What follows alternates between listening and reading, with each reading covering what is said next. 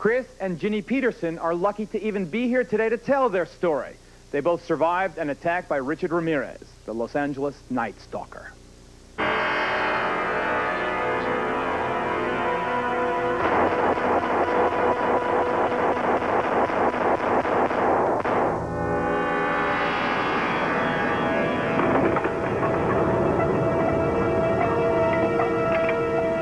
And if the words Son of Sam don't send chills up your spine, then maybe it's the memory of the Night Stalker who'll bring on the nightmares. Richard Ramirez took the lives of 14 people. Before he murdered them, he raped and sodomized his victims. He, too, sits living and breathing in a California jail cell. Our survivors, let me introduce a distinguished group of experts here to try to get inside the minds of these mass killers. First, Dr. Gary Glass. He's an associate professor of psychiatry at the Temple School of Medicine in Philadelphia. He is an expert in forensic psychiatry. Next to him, old friend of ours, Jamie Allen Fox, the professor of criminal justice at Northeastern University in Boston, co-author of the book Mass Murder. Maury Terry, author of the book The Ultimate Evil. Maury is an expert on the Son of Sam case, having spoken with Berkowitz for at least 6 hours. And last but certainly not least, Richard Gallagher. Mr. Gallagher is a highly decorated retired detective from the New York City Police Department. He actually worked on the Son of Sam case. But let me begin with Chris and Ginny Peterson, survivors of Richard Ramirez, survivors of the Night Stalker, the man who took over a dozen lives in Los Angeles. Ginny, why don't you just describe what happened when Ramirez came into your home that night? He entered through an unlocked door through the back entrance and entered into the bedroom. I awoke to see a man standing there. I shouted at him, "Who are you? What do you want?" We argued back and forth for a moment or two. And then he leaned over and shot me directly in the face. As I fell backwards, he leaned over then and shot my husband. We laid back down on the bed and stunned because we couldn't believe that we had been shot. It was the furthest thing from our minds. There was no pain at the time. Then we became aware that he was standing over us laughing. At that time, my husband rose up and gave chase. He chased him down the hallway because we had a small daughter at the other end. Ramirez fired two more shots, to which my husband faked being hit. He was grazed by one of the bullets, so that if Ramirez came at him again, perhaps he could tackle him. At that point, he turned and ran out of the house. Chris, you and your wife are probably the luckiest. On the one hand, so desperately unlucky that this monster would come to your home. On the other hand, miraculously, you survived. You two, unarmed, at night, in your own home here. A veteran killer shooting at you at point-blank range. Do you reflect on this man that did this to you? I think of him continuously. I have a constant reminder. I have physical problems, and I have tinnitus in my ear. And I dwell upon it more than I should. But I promised my daughter that I'd make sure he was always locked away on this. As you know, Ramirez was convicted. Do you believe the state of California will execute him? They will, but I don't believe that'll be within 10 years. Your reaction to that? You're sitting alongside Doris Tate, I'm fully the mother of Sharon Tate, the woman so brutally murdered by the Charles Manson disciples, a man who still breathes life, all of his disciples still alive. Doris, your daughter, dead. Do you think they'll really get Ramirez? Absolutely. I was fortunate enough to, at the request of the director of the Department of Corrections, okay, to come on his advisory board. Now, that's throughout the state. And yes, they're going to get him, okay? We've got to take a break. Chris, Ginny? We lost our freedom August 6, 1985. Every night now when the sun goes down, we don't know what to expect. You know, there's more than one bad person in this world. And you say the word, "You're free." Well, I'm glad you're free, because mentally I'm not free when that sun goes down. I have to protect my family and myself. I can't walk up to a stranger anymore and say hello unless I know that person within reason. I'll let my wife finish here. Living the way we have the last 4 years is a prison. And this is a sentence that was handed down to us by someone who did not know us. We were ordinary people, much like everyone else in this audience. A violent crime can happen to anyone, mother, father, sister, brother, aunt, and uncle. There is nothing to distinguish you from anyone else. You live in a prison that this person put you in for reasons known only to him. He lives in a cell. He is fed 3 meals a day. For at least a year, we did not know where our next meal was coming from. He was out of work for 6 months. I am now out of work due to my injuries. We have had to reevaluate, move, change our lifestyles. You know, you talk about a crime that happens in a community. It just does not happen to people like my husband and myself or the parents of victims. It happens to all of you. I liken it to a pebble in the pond. Yes, the rings are heavy at first, but it reverberates outwards, and it touches every one of us. And we are all responsible for this.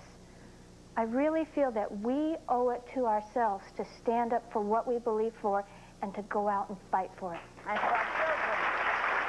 Dr. Glass?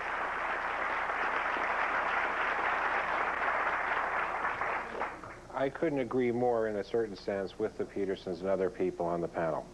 No matter how we hear about it, no matter how we listen to it, and I've worked with scores of survivors of things of this nature, people much like those on the panel.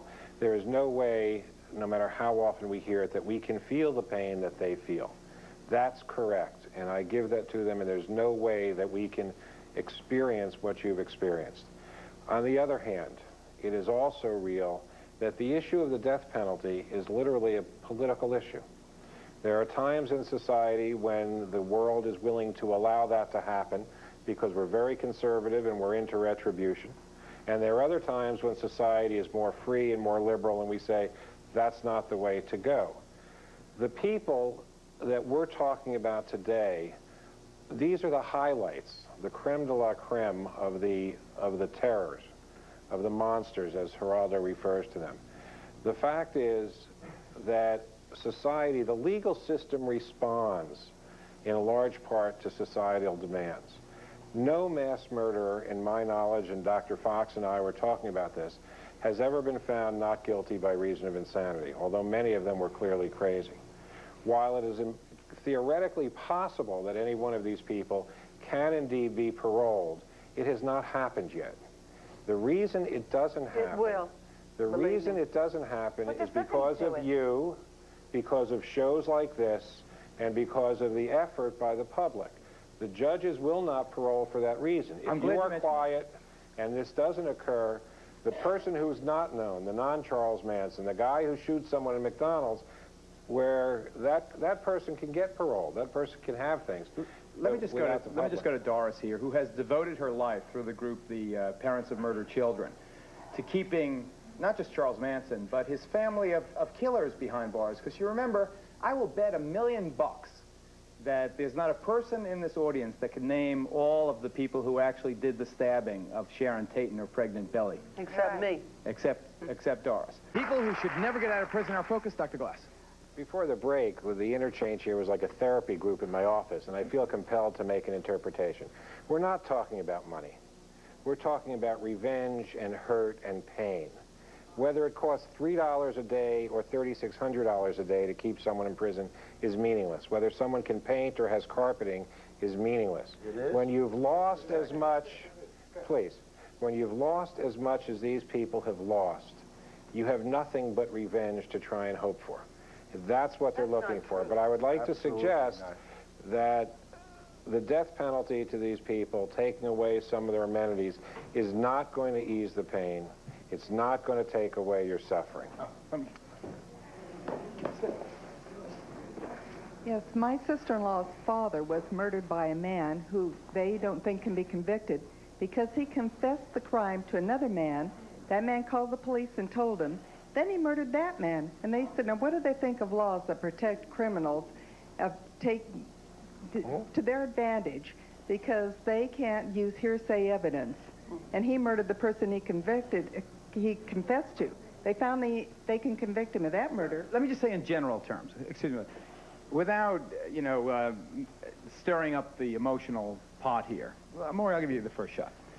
Isn't it conceivable that the law, our great system, and the Republic of Canada has a system not unlike ours, to protect the rights of the person until found guilty, isn't it possible that the rights of the victim have been lost somewhere in the exchange? I think that that's happened, and I think that organizations are now in existence to try to do something about that, like Doris is involved with, and others. I think that the focus has gone off the victim, and the pendulum has swung too much to the other side, to where the rights of the criminal have become sacrosanct. I think it has to go back to the middle. Jamie, give us that much. What I give you is that I am a full supporter of victim rights and written about victims and survivors, but whenever there's a clash, that's where we have to look at the fact that well, the criminal is still the one who's under a sentence, who's facing jeopardy in the courtroom. Let's have all the victims' rights we can, as long as we don't have to take away from the offender's rights. But people shouldn't get out of prison. Personally, if I can't kill him myself, put him on a damn island like the lepers. Let them fend for themselves. That's what they do with the lepers. They were contagious to each other. They were contagious to all around. Put them on an island. Let them all fend. Let them kill themselves. I don't give a damn. Ginny? I'd like to address something Mr. Fox said. Lady Justice, for those who have seen us, she's blindfolded and she holds the scales.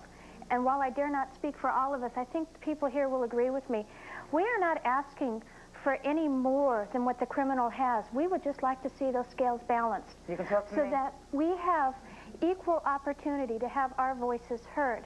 Not a debate on whether the death penalty is good or bad, but that these people be segregated, like you said, to be put away where they can contaminate society no longer. The one point I'd like to make, and I'd like you to show Doris Tate when I'm saying this, she has worked tirelessly by showing up at the parole board hearings year after year after year. It is a pain in the neck. You prolong your agony, but that is the only way to ensure that they stay behind. That's right. Bars. Thank you all for being with us. Thank you in the audience. Thank you folks at home for watching. We'll see you next time. Bye-bye.